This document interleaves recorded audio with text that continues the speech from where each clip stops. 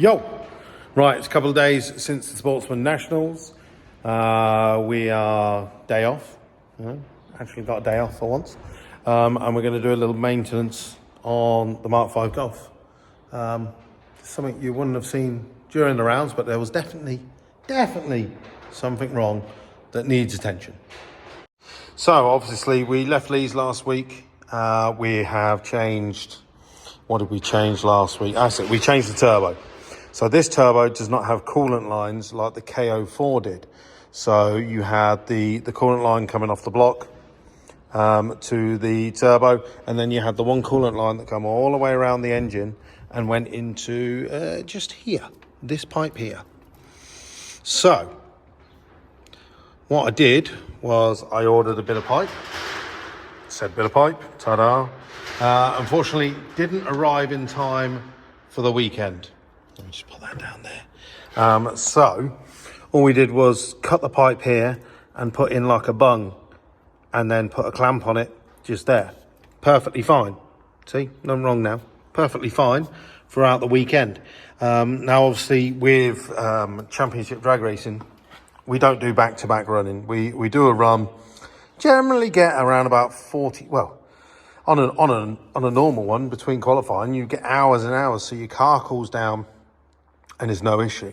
But of course, we got all the way to the final, so we did quarterfinals, semi-finals, final, all not back-to-back, but you know, like you had 20 minutes for the car to cool down and be ready to race again. Now, the coolant system works perfectly fine, but obviously does get pressurized. Now, as we said, this bit here was just a bung with one of these fancy devil clips from VW.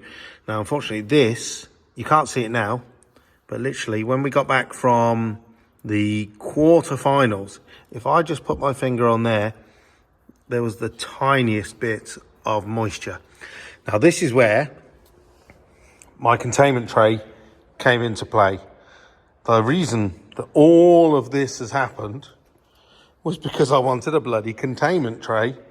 Not for that reason, it was more if your engine completely blows up, the containment tray collects all the oil and all the parts and hopefully equals in no cleanup on the drag strip, turnaround time, and you keep all the other racers happy.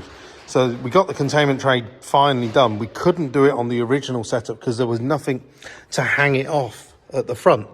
Whereas now I've taken it off now because we're back in the unit.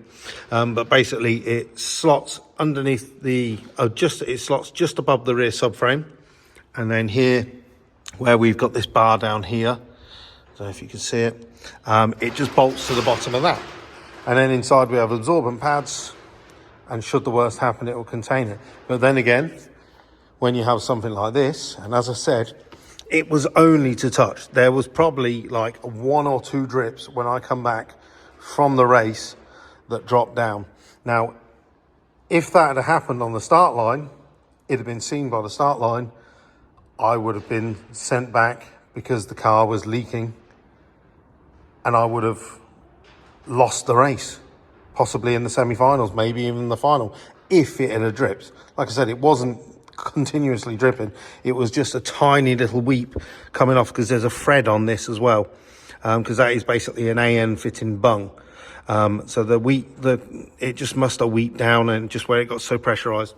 So that dripped onto the tray and it was not seen, and we got to race and we got to the final. But like I said, that was just a last minute thing.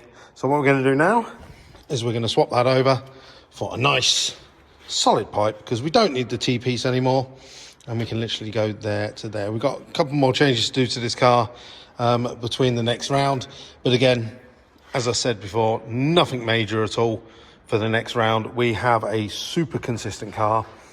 We don't need to change anything. I reckon we might dip down into like the 11.6s next time because there was a proper full-on headwind at the Sportsman Nationals. So I think there's a little bit more in this. I reckon we're going to get like 115 miles an hour. Still, we're not going to get to the same level as the KO4 did in bracket racing. We're going to leave it exactly as, because it's brilliant. 164, 64, consistent, just does it. and then it tails off at the top end. But there is that. The only thing I think we need to look at is, don't you see is my engine mount. That seems to be deteriorating a little bit. She's taken some stress, but I mean, the engine doesn't move anywhere. So I'm going to speak to Aaron Gell at PB Mounts and see what he thinks. He'll probably say it's fine, because like I said, the engine is not moving at all. So hopefully that's fine. If not, I shall just get another one. Aaron can just drill that out and refill it and we'll go again. So yeah, let's get this changed. It's an exciting video, I know, but there is better stuff coming later in the video. And then... and then, See my kneecap here? That should be here.